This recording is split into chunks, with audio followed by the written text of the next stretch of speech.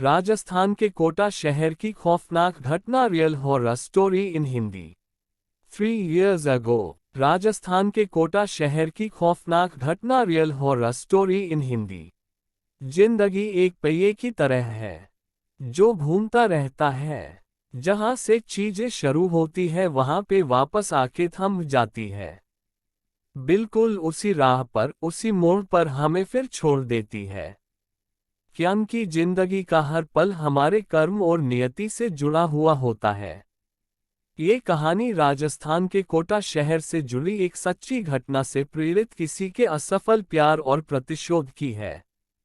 सपना, सलोनी और उनके मासूम दोस्तों की दास्तां है, जो समय के दुष्ट चक्र में फंस गए और उस मोड़ पर आके थम गए जहां मौत उनका इंतजार कर रही थी। यह एक रियल हॉरर स्टोरी है। चलिए कहानी की शुरुआत करते हैं। राणा साहेब एक बहुत अमीर और आलीशान हवेली का मालिक था। उन्हें अपने से 10 साल छोटी उम्र की लड़की से प्यार हो गया था। लेकिन वो लड़की राणा साहब को अपने प्यार के मायाजाल में फंसा के उनकी जायदाद को छीन लेना चाहती थी।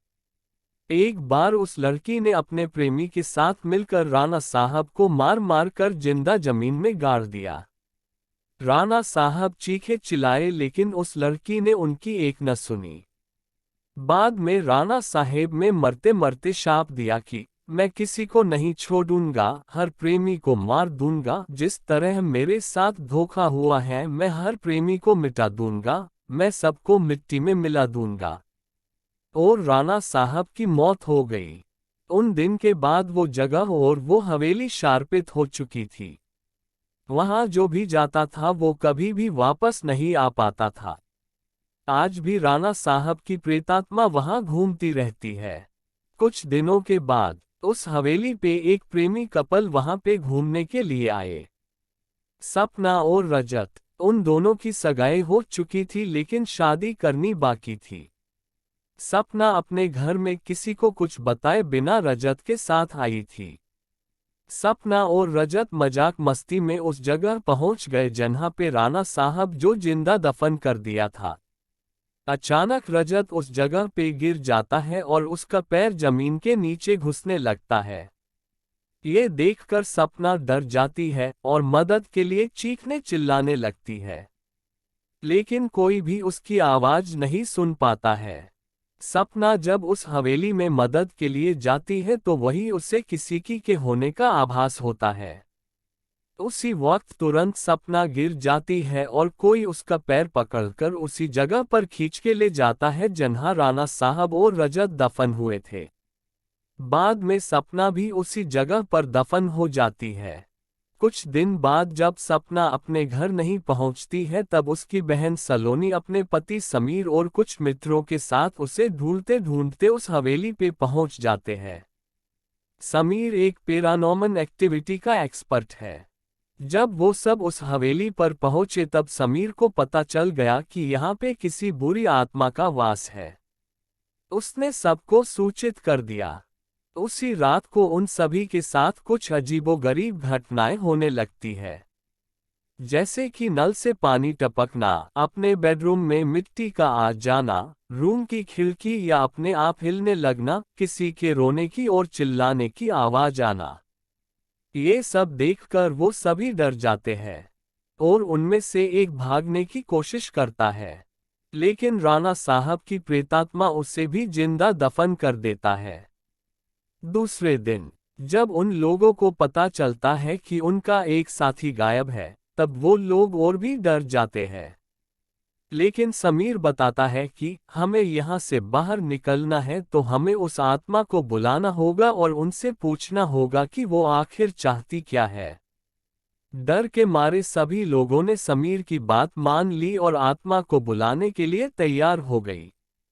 समीर ने एक रूम में सभी तैयारियां कर ली और बताया कि जब तक हम आत्मा से पूरी जानकारी नहीं जान लेते तब तक कोई इस रूम से बाहर नहीं जाएगा और कुछ भी हो जाए कोई किसी का हाथ नहीं छोड़ेगा।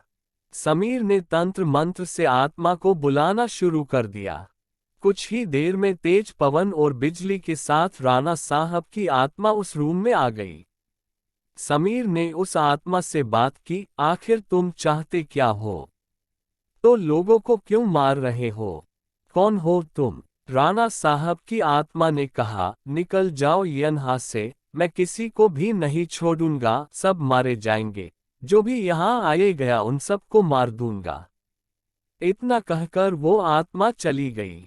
वो लोगों ने बाद में सपना की आत्मा को बुलाया और पूछा, आखिर उसके साथ हुआ क्या था?